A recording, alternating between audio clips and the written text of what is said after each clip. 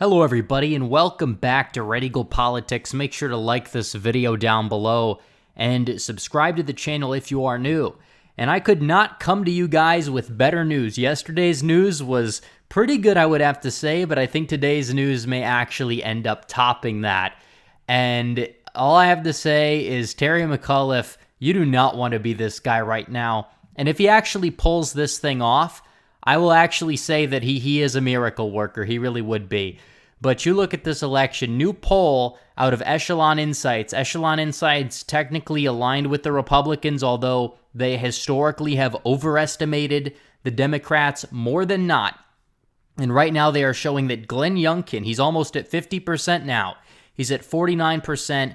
McAuliffe is at 46%. Republicans are winning down ballot. They're winning the lieutenant governor's race. They're winning the attorney general's race. Possibly, maybe if Youngkin does win by a sizable margin, maybe they could end up winning the House of Delegates for all we know. But it's insane the shift that we're seeing here.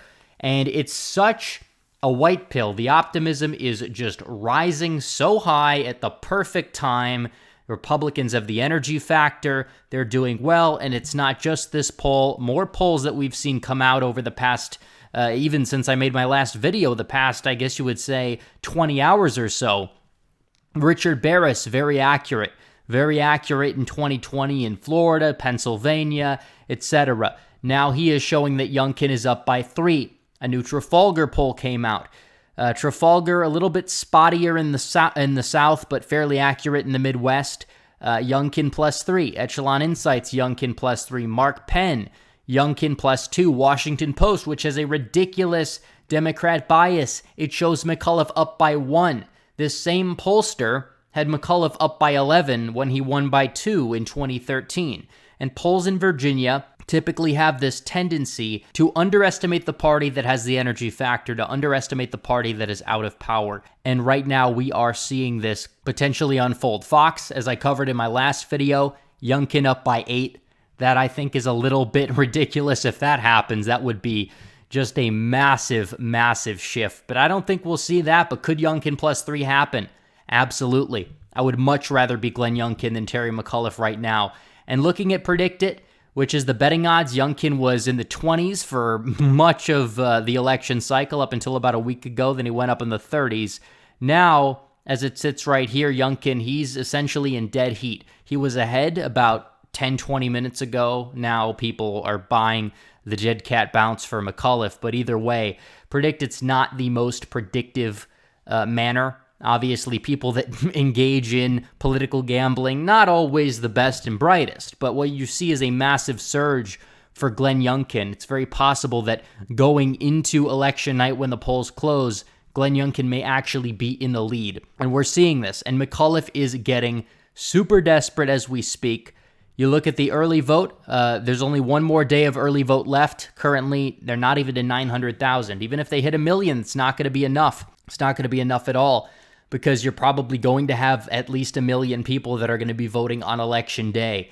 And those are the people that are going to come out for McAuliffe, and we need people to not be complacent. We need people to turn out. And obviously, we know that Democrats really struggling at the moment when it comes down to energizing their voters on every single issue. Even COVID right now, McAuliffe is underwater to Youngkin in a wide array of polling. But the number one issue that people are voting on is education that we're seeing, and these people are overwhelmingly backing Glenn Youngkin. It is insane with what we're seeing. Republicans are taking the narrative and they're actually doing something with it for once, and it might net them an electoral victory in an otherwise likely blue state.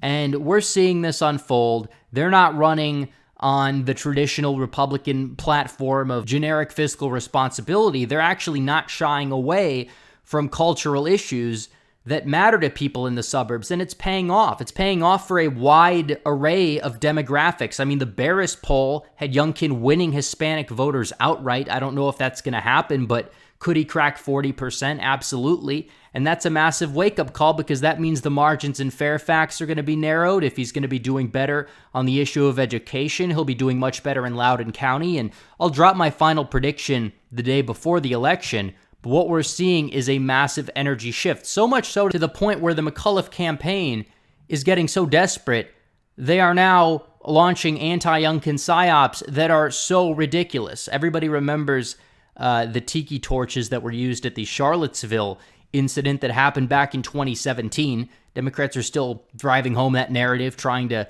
tie Youngkin to that event somehow because they have nothing else to stand on when all the other cards are out the window. They try to throw the race card on the table, and usually it's not going to work.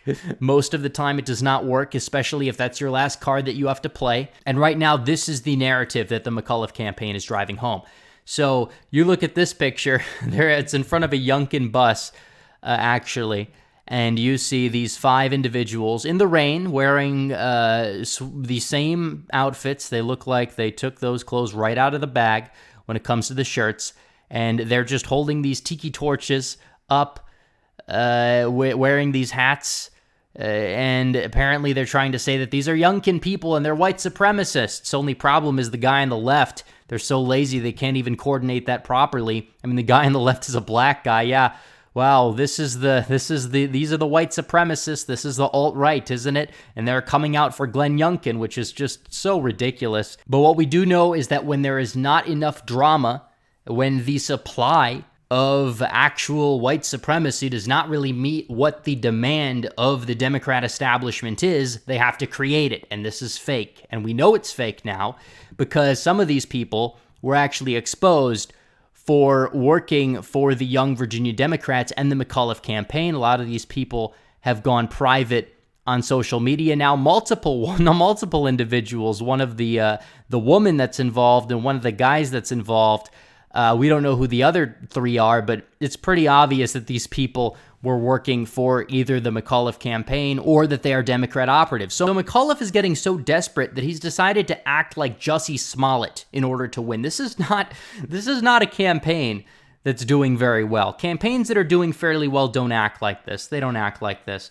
And McAuliffe may not have personally had anything to do with it, but it's pretty obvious that these people were high-up Democrat operatives. So it wouldn't put it past me that he actually did know that this was going to happen beforehand. But either way, they got ratioed on Twitter. The narrative collapsed before their very eyes, and it didn't even make a difference. I mean, these people, it's so obvious. Even before these people were not outed as operatives, the people that tweeted out this picture were getting ratioed relentlessly. It was so funny.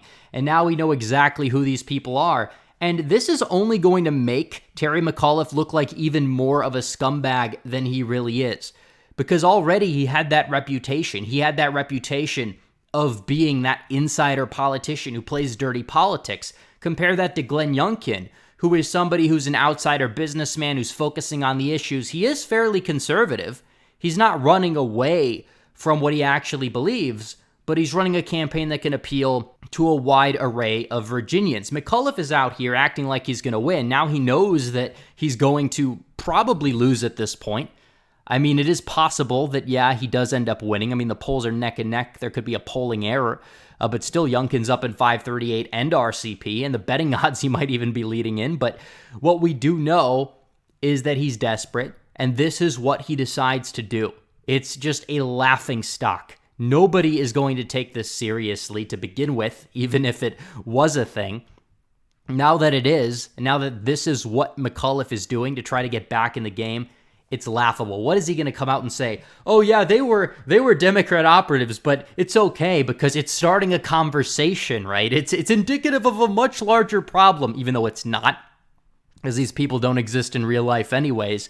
So much so to the point where McAuliffe had to literally make them up, or McAuliffe's campaign, if he didn't know about it. But honestly, I think he knew about it. He might say that he didn't know about it. He might say, and he might have lied that they weren't even a part of the campaign, but we know that that's not true. We know they're working as Democrat operatives at a very minimum. And they decided to go out there and do this. And they couldn't even do it properly. I mean, you got a black guy standing out there and you're calling him a white supremacist. I mean, you would think at least that they would be smart enough to not put that guy out there with these other guys, right? But it's just so funny. It's so funny. These people really think that this is going to work. And it just shows how out of touch they really are. I mean, Youngkin is just on a roll. And it's not over yet. And I don't want to hear anything from the doomers. Oh, well, we're not energized after what happened in 2020. You better be energized. You better be, because he can win. I don't want to hear anything about the fact that he can't win. We know that they're counting Nova first, all right? We know that. And we know Trump outperformed the polls in 2020. Youngkin is leading a lot of the polls. And this is what they're resorting to. So I'm saying don't be a doomer, but also don't be complacent. Get out and vote, because we need people to get out and vote. But this is just ridiculous. It's a disgrace, and everybody knows it. But what we do know is that it exposes McAuliffe even more for who he truly is. Youngkin needs to rise to the occasion. Finish him. Finish him. You can do it. Big Glenn, get it done. But anyways, guys, thanks for watching this video. Please like this video down below, comment down below, and subscribe to the channel. Hit the bell for notifications so you never miss another video. Follow me on social media. The links are all in the description below. As always, guys, thanks for watching.